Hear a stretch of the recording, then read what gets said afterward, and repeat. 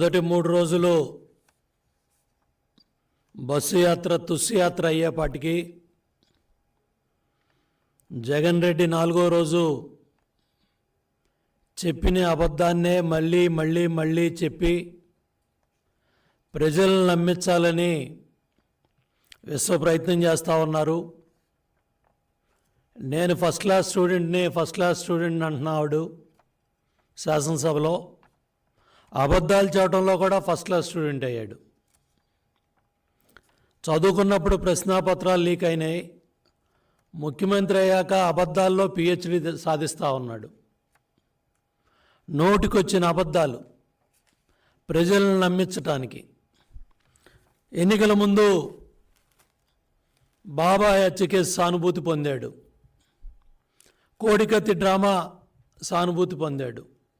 ఒక్క ఛాన్స్ అని పాదయాత్రలో ముద్దులు పెట్టి గుద్దులు గుద్దుతున్నాడు. ఈరోజు మీరు ఈ 5 ఏళ్లలో మీరు సాధించిన ప్రగతి చెప్పే పరిస్థితిలో లేరు. మీరు చేసిన అభివృద్ధి లేదు.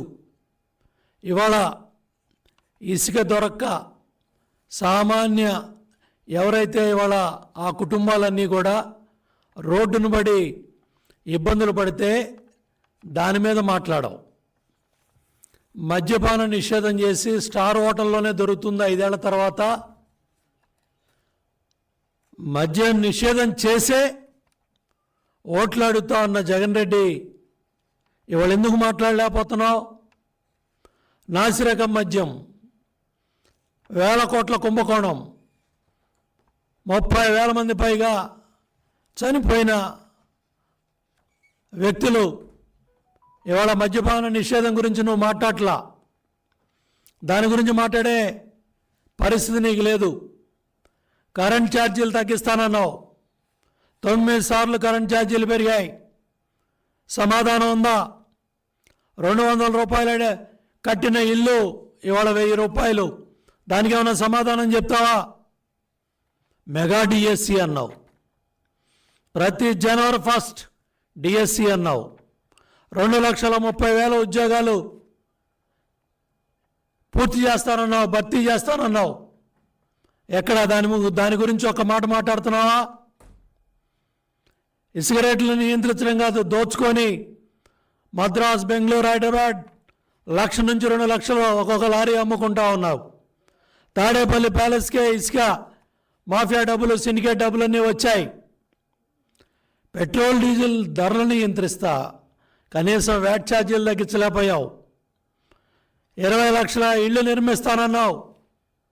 ఎక్కడ ఇవాళ ఇళ్ల పట్టాలు, ల్యాండు, శాండు, వైను, మైను. ఇవాళ నీ దోపిడీ 8 లక్షల కోట్లు.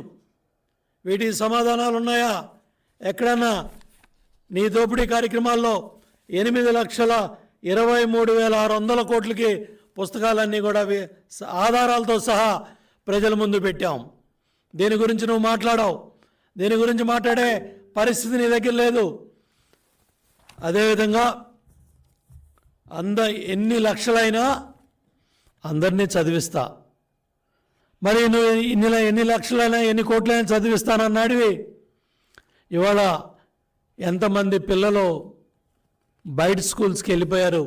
జగన్ రెడ్డి సమాధానం చెప్తావా? ఇవాళ విద్యా వ్యవస్థ నుంచి ఇవాళ ఎవరైతే ఆ రోజు ప్రతి పల్లెలో తెలుగుదేశం ప్రభుత్వ హయాంలో ఎన్టీ రామారావు గారు కావచ్చు, చంద్రబాబు నాయుడు గారు కావచ్చు, ప్రతి పల్లెలో ఉన్న స్కూల్స్ అన్నీ తీసేయటం వల్ల 7 లక్షల మంది పిల్లలు ప్రైవేట్ స్కూల్స్కి వెళ్ళిపోయారు. దగ్గర దాని గురించి మాట్లాడే పరిస్థితి ఉందా? ఇవాళ అమ్మఒడని చెప్తా ఉన్నావు. 15,000 అన్నావు, 14,000 అన్నావు, 13,000 అన్నావు. 7 లక్షల మందికి తగ్గించావు. దాని మీద నీ సమాధానం ఉందా? నాడు నేడు ఎన్ని వేల కోట్ల దోపిడీ. ఆనాడు చంద్రబాబు నాయుడు గారు మంజూరు చేయించిన డబ్బుల్ని, ప్రపంచ బ్యాంకు నిధుల్ని ఇవాళ నీ గొప్పలుగా వాటికేసే రంగుల్లో కమిషన్, వాటికి వచ్చిన ఇటుకలో కమిషన్, అక్కడికి వచ్చిన సిమెంట్లో కమిషన్. ఇవాళ కూడా ఆ పిల్లలు చదువుకునే స్కూల్స్లో భోజనం చేసే గదుల దగ్గర ఇవాళ కూడా ప్లాస్టింగ్ అవ్వని బిల్డింగులు ఈ రాష్ట్రంలో కొన్ని వేల స్కూల్ బిల్డింగులు ఉన్నాయి. దానికి ఏమన్నా సమాధానం చెప్తావా? ఎక్కడైనా సమాధానం దొరుకుతుందా? ఇవాళ ట్యాబ్లను గొప్పలు చెప్తున్నావు. నీ బైజూస్ ఇవాళ అవినీతిలో కూరుకుపోయింది.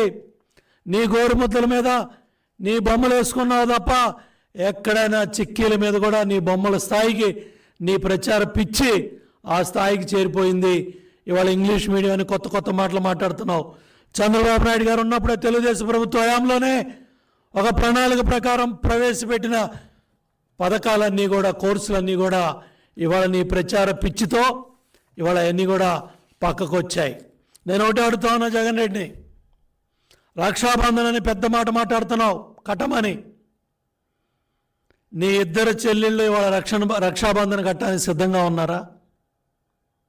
ఎన్నికల ముందు నారాసుర రక్త చరిత్రని మా చేతుల్లో గొడవలు పెట్టావు, కోడికత్తి డ్రామా ఆడావు, ఒక్క ఛాన్స్ ముద్దులు పెట్టావు. 151 సీట్లు, 22 మంది ఎంపీలు ఇచ్చారు. ఈ 5 ఏళ్లలో సిబిఐ కేసు తీసుకోముందు హత్య జరిగిన రోజు ఏం మాట్లాడావు? హైదరాబాదులో అందుబాటులో ఉన్నావు. తెల్లవారుజామున హత్య జరిగిందని నీ దగ్గర సమాచారం ఉంది. నువ్వు సాయంత్రం దాకా పులివెందులు రాలా. వచ్చిన తర్వాత సిబిఐ ఎంక్వైరీ డిమాండ్ చేశావు. మళ్ళీ ముఖ్యమంత్రి అవగానే సిబిఐ కేసు విత్డ్రా చేసుకున్నావు. చాలా స్పష్టంగా ఇవాళ ఇద్దరు చెల్లెలు కన్నీళ్ళు పెట్టుకొని నిన్ను అడుగుతున్నారు, బాబాయ్ హత్య కేసు ముద్దాయిల్ని ఎందుకు కాపాడుతున్నావు? ఎందుకు నీ పక్కన పెట్టుకున్నావు? ఎందుకు నీ పక్కన నిలబెట్టుకున్నావు? ఎందుకు మళ్ళీ కడప ఎంపీ సీట్ ఇచ్చావని అడుగుతుంటే ఇద్దరు చెల్లెలకు సమాధానం చెప్పలేని జగన్ రెడ్డి రాష్ట్రంలో అక్క చెల్లెమ్మల్ని ఓట్లు అడిగే నైతిక హక్కు నీకు ఎక్కడుంది?